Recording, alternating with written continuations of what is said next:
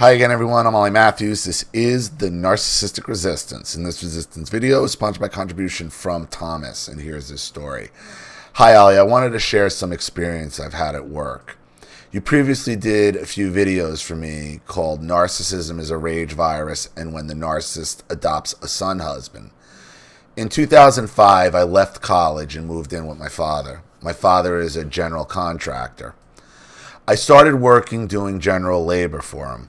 When digging a trench in the backyard, he was getting upset at me for taking larger shovel scoops of dirt than him. He told me to take smaller ones. Then he says, "You think you're so strong," in disgust. I was strong at the time because I had been weightlifting for 5 years straight. He was 70 years old at the time, and I was 25 years old. He started trying to have strength contests with me on the job. My father's 5 feet 8 inches tall. I'm 6'2". One time he even referred to himself as the bear. I think because of his envy of me, he started trying to sleep deprive me and hurt me on the job. And this is what it sounds like to me, Tom. This is what it sounds like. Your father has you, so he's 70 now, you're 25, so he has you at 45, right? Do I got my math right? Yeah. So he has you at 45. Later on in life, maybe to prove he's still virulent, maybe, because he seems like somebody who's real conscious about what he can do, his age, his strength. So he has a kid to prove he can, and then doesn't want the kid to do better than him. At 70 years old, he's competing with a 25-year-old. Again, and this is a reference I constantly go back to. It's like when Virginia was 80 years old and she had lost 10 pounds and she's strutting around in front of my Aunt Ginny, who's at the time going through chemotherapy, lost all her hair. I mean, she was sick. And she's strutting around trying to, I'm thinner than you are, I'm in better shape. Like that type of psychosis.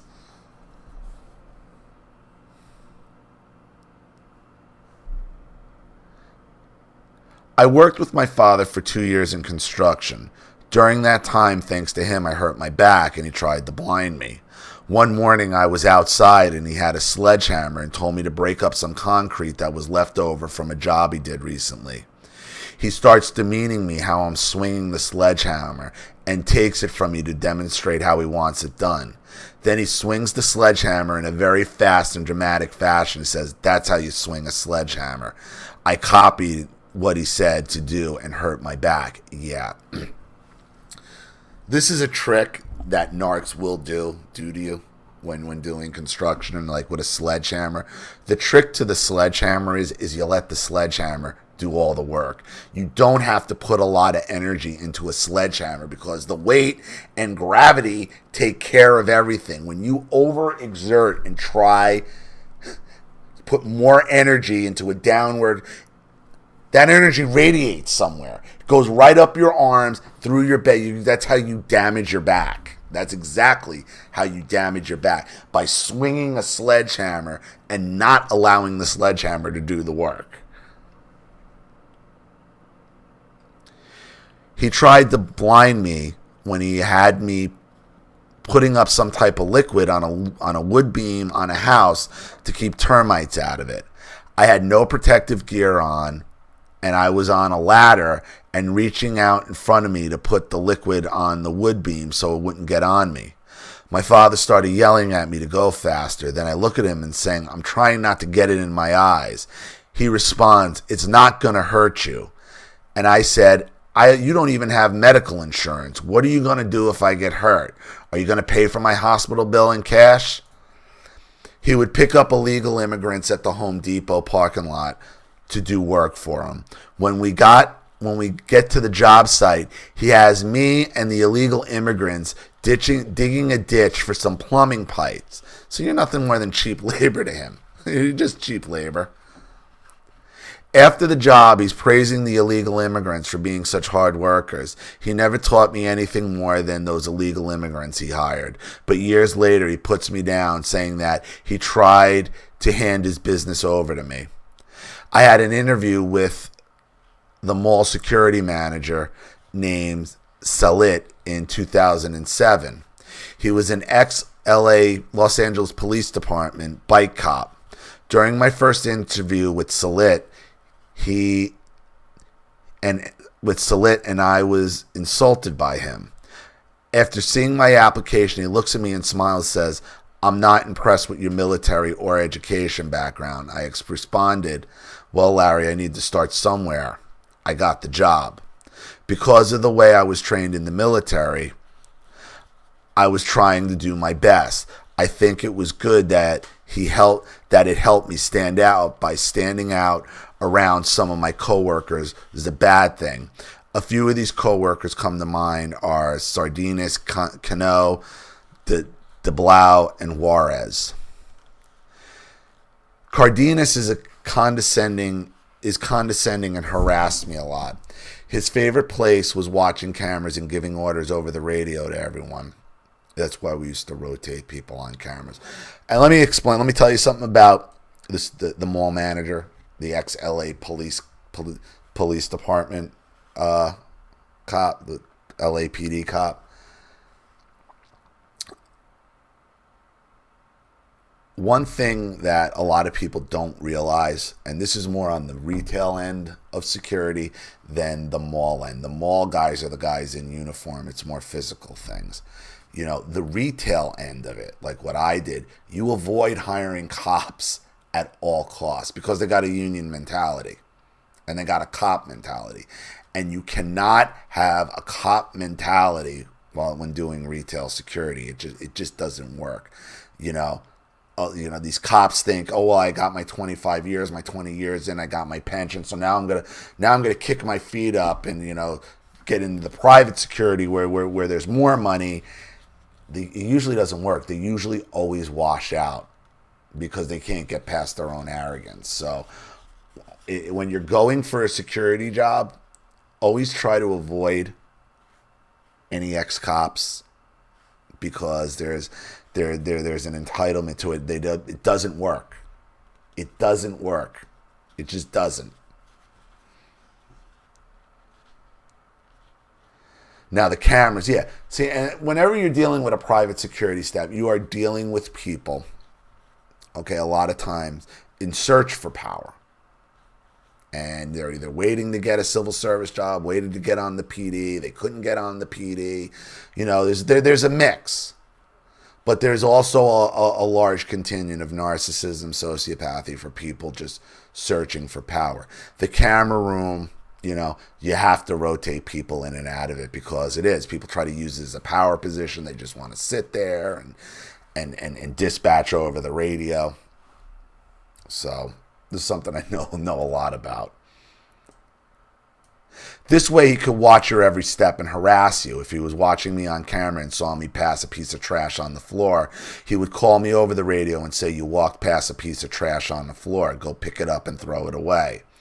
And I'd be like, "Well, call housekeeping." Like, I'll pick something up if I see it. But if you see it and I didn't see it, call housekeeping. That's their job. Do you not know the number? Call housekeeping. Call housekeeping. That's housekeeping's job. If you're seeing it on camera, call housekeeping.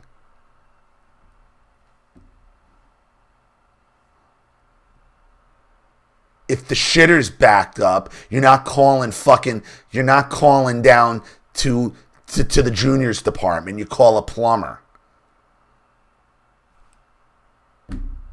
Jesus. Power. No, I know. Listen, I know people like this. I've dealt with people like this. I fired people like this. And people like this usually, they end up blowing themselves up. These are people, you give them the rope, they blow themselves up every time. So, and I was very good, very, very good at turning over staff and building staff.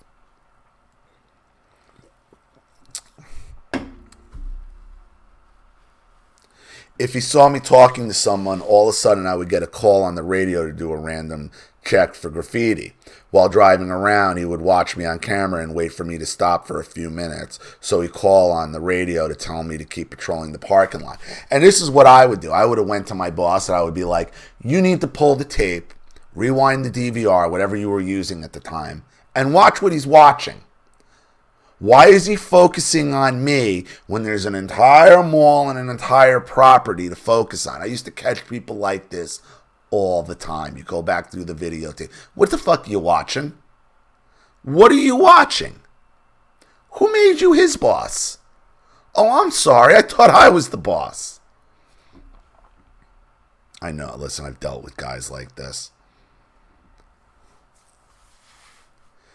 Cardenas had more than one security officer challenge him to a fight when in private, and he always backed down. Of course he did. When one of the security guards tried to get everyone together to go to the manager, Salit, to tell them no one likes Cardenas. This failed because Cardenas and Salit were working together to harass that staff. The security guard ended up quitting. When speaking with a coworker, he told me he asked Cardenas, why didn't you ever become a cop? Cardenas said, because I have a felony. Well, then how did he become a security guard? He should... Wait. I think you have to be licensed in your state, Tom. I'm pretty sure I remember doing licensing, because I know what state you're in, from your state. Because, licensing was a big thing when I was with Macy's, and I know your state was one of them. So how he even would have even gotten certified to work as a security guard in California, I don't know. It seems Cardenas' favorite thing was firing security guards. This started routinely happening from the beginning months of my employment there. Cardenas sent a security guard to talk to a guest about something petty, and the guest made very lighthearted jokes. Over that little joke, the security guard laughed and was fired for laughing.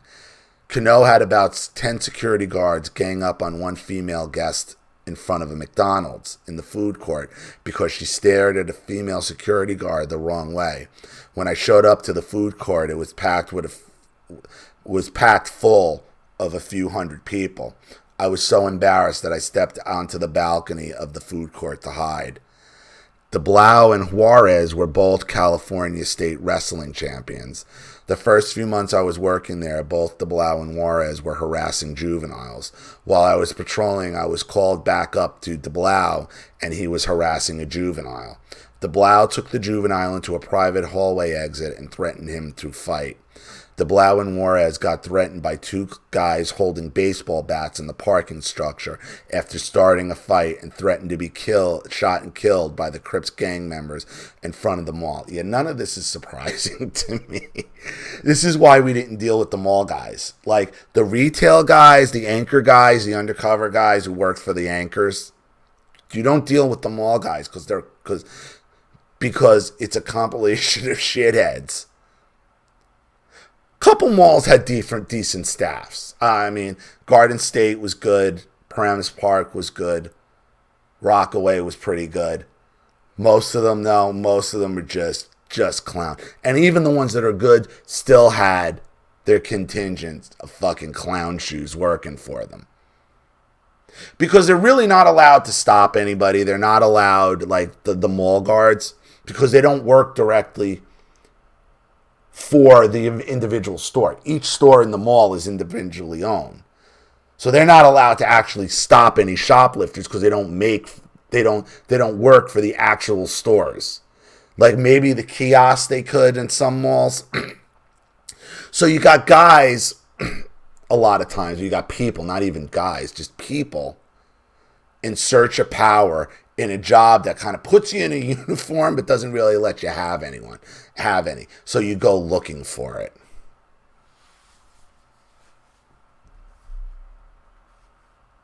And to be almost shot and killed by Crips or Bloods. Listen, I've been in stores where we've had Crips, Bloods, Latin Kings, you name it. You name it. You can apprehend them just like anyone else. It's a game. It's a show of respect. They get it. They'll even fight you. You fight, you go down, you say, Put on a show, it's over. Cool? Cool. And they come back. And they come back. And they understand. Sometimes you win, sometimes you lose. But when you got shitheads like what you're working with, you know, who are just out for power and they don't know how to get it, they're the ones who end up getting themselves threatened with baseball bats and shit.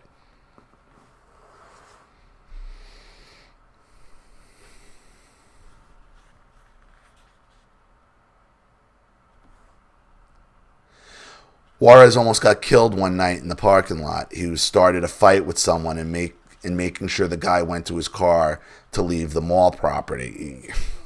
The guy grabbed Juarez pepper spray and sprayed him in the face. Around 20, and we actually had a guy who was in Staten Island. This was in, this is 98, 99. Staten Island was getting these hit and runs where these guys were just coming in, hitting the doors, they were getting crushed. So we were running all out, store blitz. That were sending people from all the stores there. And they had this one guy on staff. I don't even remember his name, but there's always one, some talker, big mouth, thinks he knows everything. These two Jamaican women, they're wearing booster girdles. They're stuffing stuff up their girdles, up the skirts. He's mouthing off, and he's like, "I'll take him myself." We're like, "All right, let's just watch. Let's just watch this." He goes. He tries to get cocky. Stops him. The one just cold cocks him. Goes right down. As he's on the ground, the other one straddles him, picks up her skirt, and pisses on him right on the floor. Nobody moved to help him. We all just laughed. So this is what I'm telling you. Like, these guys, it always catches up to them. It always catches up to them.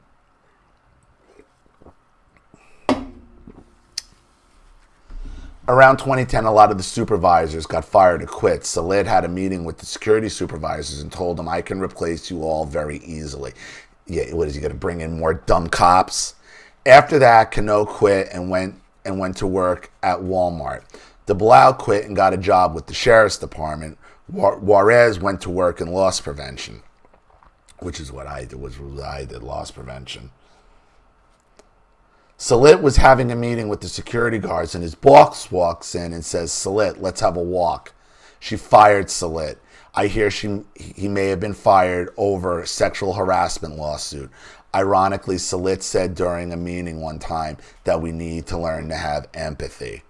I told you, these guys always, because they think they're smarter than they are. And Salit, because he was a cop and couldn't be fired, basically, they think they can never be fired. So when they do get fired, it always blindsides them, because it's a shot to their entitlement. I'm telling you, these guys always blow themselves up. They always do it. They always do it. And once they blow themselves up, they fucking spiral from there. I've seen it. I've seen it happen time and time again. Especially, I know this industry more than I know probably narcissism at this point. Over the next few years, we had about 4 new security managers who came and went. Then we got a new manager named Campbell in the year 2012. During the year 2012, I came to realize I needed to stand up more for myself because back in 2010, I had a nervous breakdown. I think it was from the stress due to the narcissistic abuse from my parents and people at work. In 2010, I had moved out of my father's home to my own apartment. I had been living with my father for 4 years, trying to save up money and support myself. In 2012, I started complaining a lot to Campbell about harassment from Cardenas and other co-workers. One new supervisor who was friends with Campbell named Josh started putting me on my lunch break every single last night he was working in the dispatch camera center, and I confronted him about it. When I got to the dispatch center working one night, a fire sprinkler system went off in the jewelry store in the mall. Josh comes to the dispatch center and tells me, "Go to the jewelry store, I'll stay here." And I responded, "No, I'm the one assigned to the dispatch center. You go do your job now." Then Josh goes to the jewelry store to take the report. When Josh gets back, I have him take over the dispatch center while I go on my lunch break. Then when I came back, so Josh could go on his lunch break, I notice he's crying because I raised my voice to him. Josh was one of those gay guys who would go around telling everyone he's gay, even though no one cared. Ugh, yeah, no one cares. No one cares, but you want to keep telling people. No one cares. A gang member stabbed another gang member multiple times in front of the mall entrance. I had to give the gang member first aid until the ambulance arrived. The manager, Campbell, calls me into the office to complain that I didn't try to stop the gang members. He says a lot of times if you tell someone to sit down, they'll obey you. I responded, they just stabbed the guy multiple times. Why would they listen to me? The gang member who did the stabbing was 17 years old and got 25 to life for it. You know, this reminds me, this was like at the end, like when I was getting near the end of Macy's, of my tolerance for Macy's. Then this was in the Brooklyn store, and in the Brooklyn store, my regional was this guy I had worked with in Herald Square, who I liked and I thought was a good guy, but he completely couldn't handle the regional job. And we got a door hit where it was like 6 guys overran the door guard at the Livingston Street door, and this is in downtown Brooklyn, and he got hurt. They like just punched him right in the face. They ran out. I think it was like an $11,000 in Urban Goods. So I get an email. What's going on in Brooklyn? Can you not stop anyone? Do you not know what backup is? Like attacking us for a door hit that was like 7 guys. And I called them up. I'm like, don't you fucking ever talk to me like that again, or make that type of accusation. You think you can stop? You think you could stop what's happening here? Then you fucking come on. It was like my Few Good Men moment. You get on that fucking wall and I told him, you come down here and you fucking man a post. Fucking coward. What he did. That time. Oh, God. But that's what happens. And with weapons, like, I'm not getting involved. Somebody pulls out a weapon? What are you, nuts? Yeah, sit down. Right, give him something else. That's how you get yourself killed. You involve yourself into something that, yeah, it's at the mall, and yeah, you're there to keep the peace. Okay, but at that point, the only peace you could call the cops. You don't have a gun. You wearing a vest?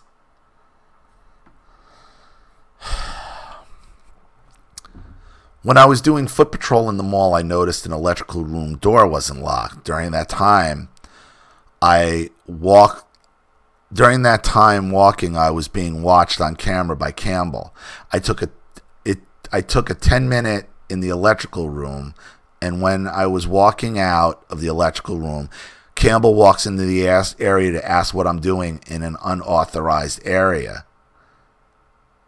I told him the electrical room was unlocked and I needed to check it. He fired me for it. Wait a minute, you're security. How are you fired for going into it? There is no unauthorized area, especially in an electrical room if you're a security. Jeez. Doesn't surprise me, though. 4 months later, I get a job at the county government center as a security guard. The security manager, Rojo, is an ex-LAPD bike cop, and he has a female version of Cadenas named Mendoza. I'm told by one of my coworkers that I just showed up at the right time because they had recently lost a lot of coworkers. Mendoza is in charge of training me for certain security guard functions at the government center. As I'm writing a report on Microsoft Word, Mendoza gets upset with me because instead of hitting the ignore button, I had hit ignore all button. The reason I did that is so I don't have to hit ignore 10 times for the same word. She has a bunch of rules like that. I was sexually harassed by Mendoza. She calls me in to get alone with her whenever she can. Yeah, that's another problem. That's another problem, is females' insecurity and loss prevention.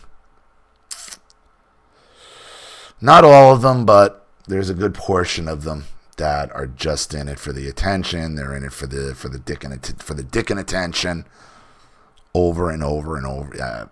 I've seen it a million times. Not all of them. I mean, I've had awesome female detectives. Awesome.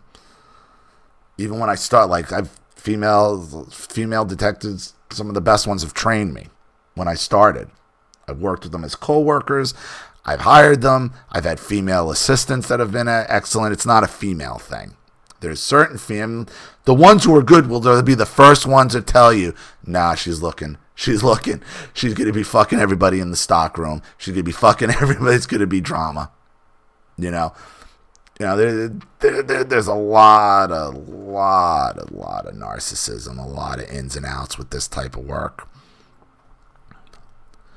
Rojo was driving to work one morning when he passes out while driving. He crashed his truck into a tree.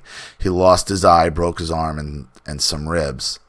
He was later let go from the job due to his injuries. After a few months, Mendoza ends up quitting after an argument with the assistant security manager over her work schedule. She says that she has to be informed 2 weeks in advance if she's going to work on a weekend.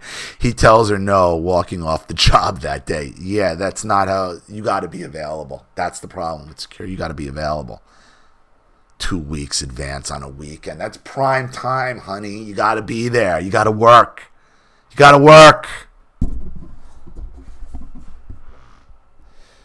During 2017, 2 security supervisors were put in prison. One of them tried to run over a cop who was writing someone a ticket. Apparently, that security supervisor was bipolar and not taking his medication.